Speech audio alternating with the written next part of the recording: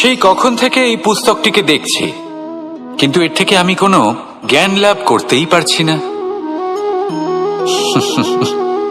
এবার আপনি বলবেন যে আজ কেমন বিচিত্র কথা বলছি আমি। যদি এই পুস্তক থেকে আমাকে জ্ঞান লাভ করতে হয়, তাহলে শুধুই তাকিয়ে থাকলে হবে না। আমাকে এই পুস্তককে খুলতে হবে, পড়তে হবে, তাকে বুঝতে হবে, তবেই তো জ্ঞান প্রাপ্তি হবে। বড়ই সহজ একটা ব্যাপার, কিন্তু একে যাপন করা অত্যন্ত কঠিন, তাই না? আপনি নিজেকেই দেখে নিন। আপনার কাছে অনেক জ্ঞান রয়েছে। সহজ থেকে সহজতর জ্ঞানের কথা যদি বলি, আপনি এটুকু তো জানেন যে সত্যি কথা বলা ভালো কাজ, দান করা হলো পুণ্যের কাজ। আপনি জানেন যে পরিশ্রম করলে সাফল্য আসবে। এই জ্ঞান তো আমাদের কাছে রয়েছে, এমন অনেক জ্ঞান আমাদের কাছে রয়েছে, কিন্তু আলস্যের কারণে, অবহেলা করে আমরা শুধু এই জ্ঞান প্রয়োগ করতে পারি না, এই জ্ঞান যাপন করতে পারি না, একে আচরণে প্রয়োগ করতে পারি না, সেই জন্য দুঃখী হয়ে যাই। তাই আপনার কাছে যা যা জ্ঞান আছে, যা যা জ্ঞান আপনি লাভ করেছেন, সেই জ্ঞান যাপন করা শুরু করুন, জীবনে প্রয়োগ করতে শুরু করুন। এই মন প্রত্যেকটি মুহূর্তে প্রসন্ন থাকবে, আর লক্ষ্যপ্রাপ্ত করে এই মন বলবে, রাধা রাধা। একটা জলের ফোঁটাকে ফোঁটা নামে সম্বোধন করা হয়। অনেক ফোঁটা একত্রিত হলে সাগরের রূপ ধারণ করে। শুধু একটা পাতাকে পাতা বলা হয়, অন্য অনেক পাতার সাথে একত্রিত হলে তা গ্রন্থের রূপ ধারণ করে। একটা মাত্র সুতো অন্য সুতোর সাথে মিলিত হলে বস্ত্রের রূপ ধারণ করে। অনেক সংখ্যক ইট একত্রিত হলে মহলের রূপ ধারণ করে। সৈন্যরা একত্রিত হলে সৈন্যদল তৈরি হতে পারে। এটা হলো শক্তি সংগঠনের, এটাই হলো শক্তি একতার। তা সে বনস্পতি হোক বা কোনো ব্যক্তিই হোক, কোনো মনোভাবই হোক, যদি একা থাকে তাহলে দুর্বল হয়ে পড়বে। যদি সংগঠিত থাকে তাহলে শক্তিও বাড়বে, আর আপনাকে সামনে এগিয়েও নিয়ে যাবে। তাই এই একতায় বিশ্বাস রাখুন, আর আমার সাথে ভালোবেসে বলুন, রাধা রাধা। এমন কিছু রয়েছে মানুষের মনে, তাদের জীবনে এমন এক আবেগ যা সর্বজন বিদিত, যা সবাই জানেন যে উপস্থিত আছে। সেটাকে আমরা সমস্যা বলে থাকি। এমনিতে আমরা সকলেই জানি যে এমন কোনো গৃহ নেই যেখানে মৃত্যুর ছায়া পড়েনি, এমন কোনো বৃক্ষ নেই যার দ্বারা ওষুধ তৈরি সম্ভব নয়, এমন কোনো অন্ন নেই যা সময়ের সাথে বিষ বা অমৃতে পরিণত হতে পারে। এবার এই সমস্যাগুলি কোনো ব্যক্তির জন্য সমস্যা হতে পারে, কিন্তু নিজে থেকে এরা কোনো সমস্যাই নয়। এরা আসে আমাদের সাহায্য করতে, আমাদের কিছু শেখাতে। আপনি নিজেই দেখুন, পর্বতের শিখর থেকে কোনো এক পাখি পড়ে গিয়ে নিজের প্রাণ ত্যাগ করলো। সেটা কখন সম্ভব? যখন সেই পাখি ওড়ার চেষ্টাই করে না। তখন যখন কোনো ব্যক্তি জলে পড়ে যান এবং ডুবে গিয়ে নিজের প্রাণ হারান, এর সম্ভাবনা কখন বেশি থাকে? যখন সেই ব্যক্তি সাঁতার কাটার চেষ্টাই করেন না। তখন এই সমস্যা প্রত্যেকের জীবনে থাকবেই, কিন্তু এটা মনে রাখা প্রয়োজনীয় যে কোনো সমস্যা পরিস্থিতির কারণে সমস্যা হয়ে ওঠে না। এই পরিস্থিতি যখন আমাদের সামনে আসে, আমাদের তা কঠিন মনে হয়, আমরা নতমস্তক হয়ে পড়ি, ভয়ভীত হয়ে পড়ি, তার সম্মুখীন হতে পারি না। তখন তা সমস্যার রূপ নেয়। দৃঢ় হয়ে দাঁড়িয়ে থাকুন সাহসের সাথে, এই পরিস্থিতিগুলির সম্মুখীন হন, দেখবেন সমস্যা কখন সাফল্যে পরিণত হবে আপনি জানতেই পারবেন না। আসুন আমার সাথে ভালোবেসে বলুন, রাধা রাধা। এই সংসারে কখনো কোনো ব্যক্তিকে তার বাইরের পোশাক দেখে বিচার করার চেষ্টা করবেন না, এটা খুব বড় ভুল করবেন। যেমন আমরা জীবনে অনেক সময় এমন করি, ধরুন কোথাও একটা গাছ দেখলাম, খুব বিশাল আকারের একটা গাছ, যেটা মাটির থেকে অনেক উঁচুতে পৌঁছে গেছে, যার বিশাল শাখা আছে। সেগুলো দেখে আমরা ভাবি যে এই গাছে হয়তো কত সুস্বাদু ফল আছে, আমরা সেই গাছের পরিচর্যা করতে থাকি। আবার অন্যদিকে হলো একটি তৃণ, যেটা মাটি থেকে কিছুটা উঁচুতে পৌঁছেছে, কিন্তু সেই তৃণর নিচে, মাটির নিচে অত্যন্ত সুস্বাদু ফল বা সবজি জন্ম নেয়। যা আমাদের স্বাস্থ্যের পক্ষে অত্যন্ত উপকারী। সেই জন্য কখনো আবরণ দেখে কাউকে বিচার করতে চেষ্টা করবেন না। তার বদলে এটা বোঝার চেষ্টা করুন যে আপনার সামনে যে ব্যক্তি আছে বা বস্তু আছে তার বিশেষত্ব কি। যদি এই বিশেষত্ব বোঝার ক্ষমতা আপনি অর্জন করেন, যদি এই শিল্প আপনি নিজের ভেতরে জাগ্রত করেন, তাহলে এই সংসারে বিশেষত্ব কি সেটা আপনি জানতে পারবেন। আর এই সমস্ত খেলা দৃষ্টি থেকে নয়, দৃষ্টিভঙ্গি থেকে জন্ম নেয়। দৃষ্টিভঙ্গি সবসময় শুভ রাখুন আর আমার সাথে ভালোবেসে বলুন, রাধা রাধা। যখন মানুষের মৃত্যু হয় তখন কি হয়? অনেক সংখ্যক মানুষ শোক পালন করতে চলে আসেন। যে ব্যক্তি মৃত্যু লাভ করেছেন তার অনেক বস্তু থাকে যেগুলো তার প্রিয়, যেগুলো তিনি ব্যবহার করেছেন। তার শয্যা, তার বস্ত্র, তার আভূষণ সবকিছু তার থেকে বিচ্ছিন্ন করা হয় এবং খালি হাতে তাকে শ্মশানের উদ্দেশ্যে রওনা করা হয়। আমি আপনাকে এই প্রশ্ন করতে চাই, আপনি এই সংসারে কি অর্জন করেছেন? ধন সম্পত্তি, বস্ত্র, আভূষণ, এই সবকিছু যে আপনি অর্জন করেছেন, আপনার মৃত্যুর পরে তা আপনার থেকে দূর হয়ে যাবে। এর উত্তর হলো একটাই, আপনার কর্ম। শুধু সেটাই আছে যা একান্ত আপনার, আর শুধু সেটাই এই সংসার থেকে চলে যাওয়ার পরেও সংসারেই জীবিত থাকবে। যদি আপনি দুষ্কর্ম করেন তাহলে এই সংসার আপনাকে একটি অনুচিত উদাহরণ হিসেবে মনে রাখবে যে এই ব্যক্তি খুব পাপী ছিল, অনুচিত কর্ম করতেন। যে পথে তিনি চলেছেন সেই পথে কারোর চলা উচিত নয়। সেখানেই যদি আপনি সৎকর্ম করেন তাহলে সংসার চিরকাল এটাই বলবে যে খুব ভালো মানুষ ছিলেন, সবাইকে ভালোবাসতেন, সবাইকে সাহায্য করতেন, আমার খুব প্রিয় মানুষ ছিলেন। এটাই হলো শ্রেষ্ঠ কর্ম। সেই জন্য জীবনে শুধুমাত্র ধন সম্পত্তি, আভূষণ এই সব অর্জন করতে গিয়ে নিজের মনোনিবেশ করবেন না। শ্রেষ্ঠ কর্ম করুন। সংসার থেকে চলে যাওয়ার পরেও এই কর্মই এই সংসারে আপনাকে জীবিত রাখবে। আসুন আমার সাথে ভালোবেসে বলুন, রাধা রাধা। আমরা সবাই সূর্যকে সম্মান করি, ওনাকে শ্রদ্ধা করি, ওনাকে পুজো করি। এই সূর্য আমাদের শক্তি প্রদান করেন, প্রকাশ প্রদান করেন। কখনো কখনো উষ্ণতা এতটাই বাড়িয়ে তোলেন, এতটাই তপ্ত করে তোলেন, আমাদের একথা মনে হয় যে আমাদের এই শরীর জ্বলে যাচ্ছে। তখনও আমরা বিরোধিতা করি না, তাকে কটু কথা শোনাই না, আমরা সসম্মানে তা গ্রহণ করি। কেন কেন করি? কারণ আমরা জানি যে সন্ধেবেলা যখন সূর্যাস্ত হবে তখন শুধুমাত্র অন্ধকার বাকি থাকবে।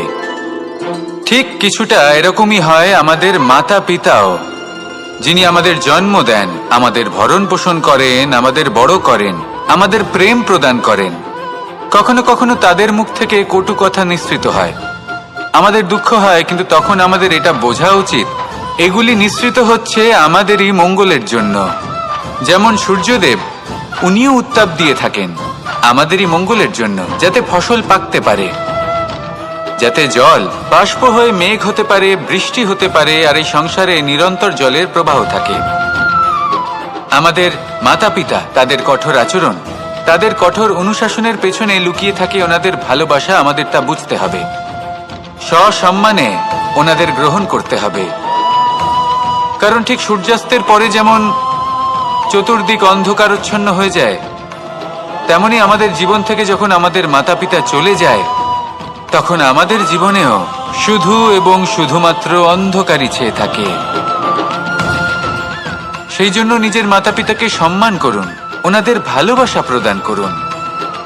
এই মন আর এই জীবন প্রসন্ন হয়ে বলবে, রাধা রাধা।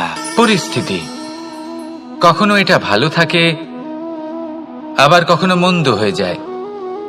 কখনো এই পরিস্থিতি আমাদের পক্ষে থাকে, আর কখনো এই পরিস্থিতি অনুযায়ী আমাদের চলতে হয়। কোনো বিকল্প থাকে না। কিন্তু যখনই এই পরিস্থিতি খারাপ হয়ে যায় তখন কি করা উচিত সেই প্রশ্ন মনে জেগে ওঠে। পরিস্থিতি যখন প্রতিকূল হয় তখন আমরা কিছু হারালে তা হারিয়ে ফেলি। ঠিক আছে, কিন্তু যা বাকি আছে সেটা আমরা আগলে রাখতে পারি। পরিস্থিতিকে সামলে রাখার চেষ্টা আমরা অবশ্যই করতে পারি, শুধু সেটুকুই আমাদের হাতে রয়েছে। কিন্তু এর থেকেও বড় সমস্যা আছে, অহংকার। কখন প্রবেশ করে আমরা জানতেও পারি না। এই অহংকার আপনাকে বুঝতেও দেবে না যে আপনি সত্যি কিছু হারিয়েছেন। আপনার কিছুই যাবে আসবে না। দেখতে গেলে আকাশের সূর্য নিজের প্রকাশ হারিয়ে ফেলে যখন অন্ধকার ঘনিয়ে আসে। তাহলে আমরা কে হই? ওনার সামনে তো কিছুই নই। এই অহংকার আমাদের দমন করতেই হবে। এটা বিশ্বাস করতে হবে যে এই সমগ্র সৃষ্টিতে আমরা শুধুমাত্র একটা কণা, তার থেকে বেশি আর কিছুই নয়। বিশ্বাস করতে হবে যে আমরা ততটাও বড় নই যে কখনোই কিছুই হারাবো না। এবার যেদিন এই জ্ঞান আপনি আত্মস্থ করে নিজের আচরণ পাল্টাবেন, মনে রাখবেন সেই দিনই অহংকারকে দমন করতে আপনি পথে অগ্রসর হয়ে পড়েছেন। এই অহংকারকে দমন করুন আর আমার সাথে ভালোবেসে বলুন, রাধা রাধা। এই জীবন কিভাবে বদলানো সম্ভব? কিছু মানুষ বলেন যে নিরন্তর কাজ করলে, পুরুষার্থ পালন করলে এই জীবন বদলে ফেলা সম্ভব। আজ আমি আপনাকে বোঝাবো যে এক মুহূর্ত, সময় আর সিদ্ধান্ত কতটা গুরুত্বপূর্ণ হয়। এক মুহূর্তই যথেষ্ট।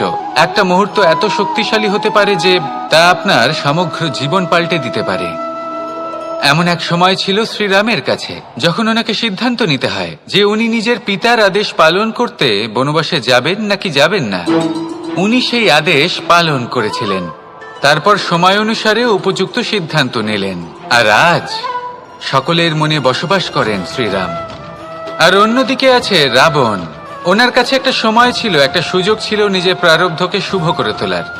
উনি ভুল করলেন আর মৃত্যু লাভ করলেন। নির্বাচন সবসময় আপনার হাতে, শুধু আপনাকে সময়কে বুঝতে হবে, সেই মুহূর্তকে বুঝতে হবে আর উচিত সিদ্ধান্ত নিতে হবে, ব্যাস।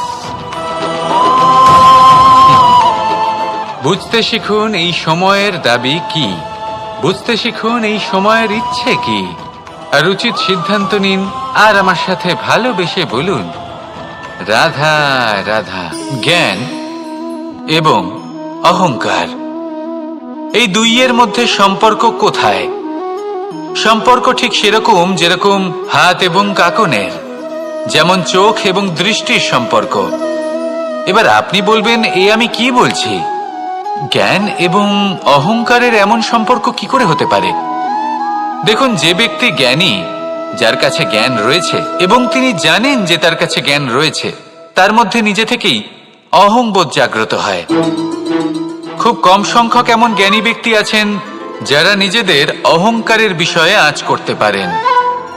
প্রকৃত জ্ঞানী হলেন তিনি, যিনি নিজের জ্ঞানের সদ্ব্যবহার করে অহংকারকে দূর করেন।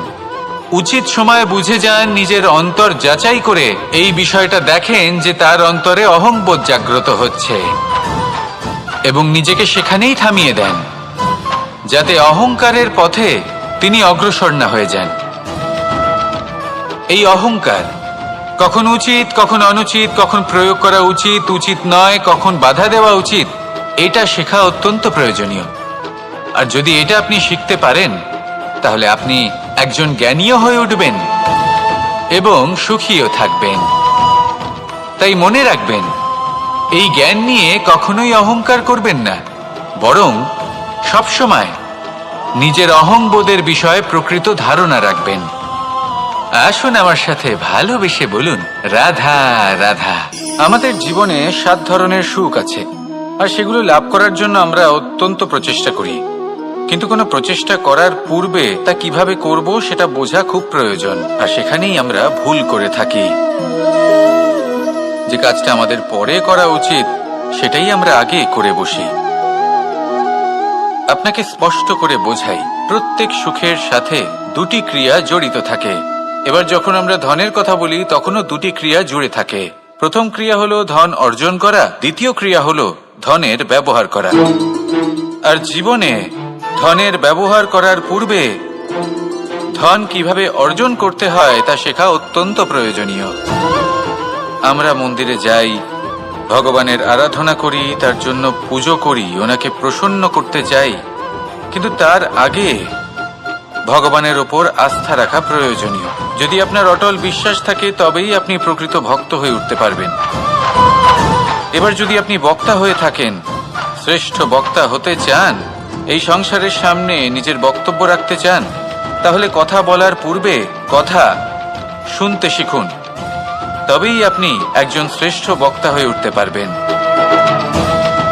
জীবনে সম্পর্ক স্থাপন করার আগে সম্পর্ক বজায় রাখতে শিখুন।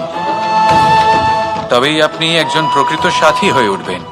জীবনে পরাজয় মানার পূর্বে বিজয়ী হওয়ার চেষ্টা কিভাবে করতে হয় সেটা শিখুন। তবেই আপনি একজন নিপুণ ব্যক্তি হয়ে উঠবেন। অন্তিম এবং সবথেকে গুরুত্বপূর্ণ কথা, জীবনে ভালোবাসা লাভ করার পূর্বে ভালোবাসা প্রদান করতে শিখুন। তবেই আপনি একজন প্রকৃত প্রেমী হয়ে উঠবেন। আসুন আমার সাথে ভালোবেসে বলুন, রাধা রাধা। এই সংসারের সব থেকে বড় যুদ্ধ কোনটা? দেব-অসুরের যুদ্ধ, যা অনেক বছর ধরে চলেছিল, নাকি রাম রাবণের যুদ্ধ, নাকি মহাভারত? না, সংসারের সব থেকে বড় যুদ্ধ হলো সেইটা যা নিজের সাথে লড়া হয়, নিজের মনের সাথে লড়া হয়, নিজের অন্তরের সাথে লড়া হয়। এটাই সব থেকে বড় যুদ্ধ। এবার নিজেই দেখুন আপনার সব থেকে বড় শত্রুকে। আপনার স্বার্থ, আপনার কামনাগুলি, আপনার অহংকারগুলি, যা আপনাকেই নষ্ট করে দেয়। যদি এদের ওপর আপনি বিজয় লাভ করতে পারেন, তাহলে ধরে নিন এই সংসারে সবার উপরে আপনি বিজয় লাভ করতে পারবেন। এই সংসারে কেউ আপনাকে পরাজিত করতে পারবে না। কিন্তু তার জন্য প্রয়োজন অনুভূতির। অনুভূতি ভালোবাসার, অনুভূতি অনুপ্রেরণার। যে ব্যক্তি ভালোবাসতে পারেন এবং প্রেরণা দিতে পারেন, তিনি চিরকাল জয় লাভ করতে পারেন। নিজের কাছে ভালোবাসার এক অস্ত্র রাখুন আর প্রেরণার এক ঢাল। জীবনে কেউ আপনাকে পরাজিত করতে পারবে না। আসুন আর আমার সাথে ভালোবেসে বলুন, রাধা রাধা। সৌন্দর্য। মানুষ নিজের সৌন্দর্যের বিষয়ে কতটা ভাবে, চায় যে সে সব থেকে বেশি রূপবান হবে, সব থেকে বেশি সুন্দর হবে। কিন্তু সৌন্দর্যের পরিভাষা কি তা কি সে জানে? কোনো মাকে জিজ্ঞেস করুন, ওনার জন্য সৌন্দর্যের পরিভাষা ওনার সন্তান। কোনো ভক্তকে জিজ্ঞেস করুন, ওনার জন্য সৌন্দর্যের পরিভাষা ওনার ভগবান। শ্রীরামকে জিজ্ঞেস করুন, ওনার জন্য সৌন্দর্যের পরিভাষা হলো হনুমান। ভাঙা হানু, ফুলে যাওয়া মুখ, দেখতে গেলে উনি বানর, লম্বা লেজ, এত নিরীহ যে ওনাকে অমূল্য মালা দিলে সেটা ছিঁড়ে তার ভেতরে শ্রীরামকে খুঁজছিলেন। কিন্তু ওনার ভাবনা কত সুন্দর। উনি এটা বিশ্বাস করেন যে সংসারের যতই মূল্যবান জিনিস দিয়ে এই মালা তৈরি করা হোক না কেন, যদি এর মধ্যে শ্রীরাম না থাকেন তাহলে এর মধ্যে কোনো অর্থ নেই। সৌন্দর্য রূপে নয়, ভাবনায় নিহিত থাকে। যদি আপনি সৌন্দর্য প্রাপ্ত করতে চান তাহলে তা কর্মে নিয়ে আসুন, ভাবনায় এবং বিচারে নিয়ে আসুন। এই সৌন্দর্য আপনার সাথেই থাকবে। যদি আপনি সৌন্দর্যকে রূপের মধ্যে খোঁজেন তাহলে কিছুক্ষণের জন্য পাবেন, সেই সৌন্দর্য সময়ের সাথে হারিয়ে যাবে। সৌন্দর্য যদি পেতে চান, খুঁজতেই চান, তাহলে হৃদয় খুঁজুন, কর্মে খুঁজুন। মন প্রসন্ন হয়ে বলবে, রাধা রাধা। এই সংসারে মানুষ জন্মগ্রহণ করেন, বড় হতে থাকেন, পুরুষার্থ লাভ করেন, অর্জন করেন। অর্জন করা আসলে কি? বেশিরভাগ মানুষ বলেন অর্জন করা অর্থাৎ ধন সম্পত্তি অর্জন করা। আর কি অর্জন করা যায়? আর কি লাভ করা যায়? আসল প্রশ্ন হলো এটাই যে কি এমন আছে যা বাস্তব রূপে অর্জন করার যোগ্য। তা হলো ব্যবহার, জ্ঞান এবং সন্তোষ। কেন? কারণ আপনি যখন এই সংসার ছেড়ে চলে যাবেন তখন আপনার ধন সম্পত্তি আপনাকে বিদায় জানাতে আসবে না। আপনাকে বিদায় জানাতে আসবে আপনার আপনজন, যাদের সাথে আপনার সুসম্পর্ক ছিল। সমগ্র সংসারে সহস্র মানুষ ধন অর্জন করে থাকেন। শ্রেষ্ঠ মানুষ হলেন তিনি, যিনি ব্যবহার, জ্ঞান এবং সন্তোষ অর্জন করে থাকেন, একে সকলের মধ্যে বিতরণ করেন। তাই এটাই করুন আর আমার সাথে ভালোবেসে বলুন, রাধা রাধা।